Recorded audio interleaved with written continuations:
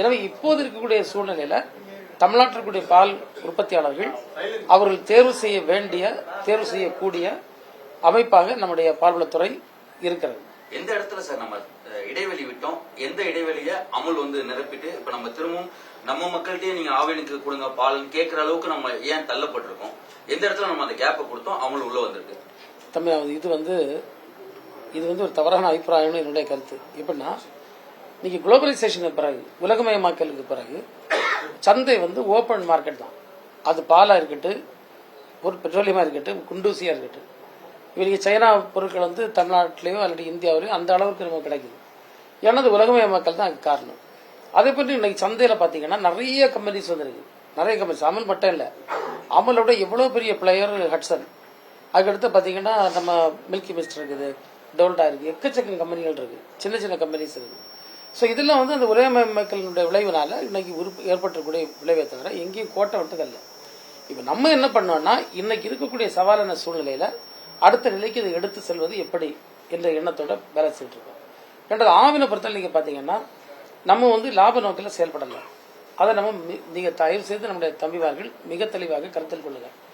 ஏன்னா நம்ம இப்போ நம்முடைய மாண்பு முதல்வர்கள் பொறுப்பேற்ற பிறகு கூட அவருடைய உதவியோடு 6 ரூபாய் விலையை உயர்த்தினாலும், நம்ம என்ன கொள்முதல் விலையை உயர்த்தினாலும் விற்பனை விலையை அதிகரிக்கல. அதனால மற்ற கார்பரேட் கம்பெனிஸ் ஸ்டைல்ல ஃபங்க்ஷன் பண்ணவங்களும் நம்முடைய ஸ்டைல்ல ஃபங்க்ஷன் பண்ணாக்கும் மாற்றங்கள் இருக்கு. நீங்க உதாரணம் பாத்தீங்கன்னா, இதுல விவசாய பெருங்குடி மக்கள் ஒரு புறத்தில் இது சார்ந்த கூட்டுறவு சங்கங்களும் அதனுடைய செயல்பாடுகளும் அதில் இருக்கக்கூடிய நிர்வாகிகள், பணியாளர்கள் போன்றவர்கள் இப்படி ஒரு பெரிய கூட்டத்துக்கு பங்களிக்கக்கூடிய அதோட ஆவின் இருந்து கொண்டிருக்கிறது. எனவே அவங்களுக்கு இருக்கக்கூடிய மற்ற நிறுவனங்களோடு போட்டி போடுவதில் கடந்த காலங்களில் சில சிரமங்கள் ஏற்பட்டிருக்கலாம். இன்றைக்கு அந்த சிரமங்களை நம்ம அறிந்து அவற்றில் சரி செய்து நம்மவும் ஒரு முழு வீச்சில் நம்ம போன முறையில் தான் பண்ணிட்டு இருக்கோம். அது மிகுந்த பலனை நமக்கு தந்திருக்காது. ஆவின்ட்டு இருந்து பாடம் கற்று போன நந்தினி கிட்டத்தட்ட 1 கோடி லிட்டர் கிட்ட கொள்முதல் செய்யறாங்க. பல விளையாட்டு போட்டிகளுக்கு ஸ்பான்சர் செய்யக்கூடிய அளவுக்கு வளர்ந்துட்டாங்க அப்படின்னு சொல்லி பால் மூவரல் சங்கம்லாம் குற்றச்சாட்டு வைக்கிறாங்க. இப்படியே இதே நிலை தொடர்ந்தால் அமுலால் ஆவின் நிறுவனம் மூடக்கூடிய அளவுக்கு தள்ளப்படும் அப்படின்றாங்க. இது தமிழக மக்களுக்கு ஒரு அச்சுறுத்தலாகவும் இருக்கு. அவங்களோட செய்தியாளர் சந்திப்பு இது எது இதுல உண்மை? ஆவின் உண்மையாவே கீழ் நோக்கி போயிட்டு இருக்கா இல்ல மேல் நோக்கி போயிட்டு இருக்கா? கூட்டுறவு சங்கங்கள் வளர்ச்சி பெற்றிருக்கா இல்ல குறைஞ்சிருக்கா கடந்த அதிமுக ஆட்சியிலும் திமுக ஆட்சியிலும்? தம்பி, இது முழுக்க பொய் என்பதற்கு வேற எந்த சான்று வேண்டாம். நான் முதல் முறையா உங்களை பிரஸ்ல மீட் பண்ண சமயத்தில் நமக்கு இருந்த பால் சுமார் 26 லட்சத்தி சம்திங், 27 லட்சத்துக்கும் குறைவானது. இன்றைக்கு 36 லட்சம் பாலோட நான் உங்கள்கிட்ட பத்திரிகையாளர் சந்திப்பை நடத்தி கொண்டிருக்கின்றேன்.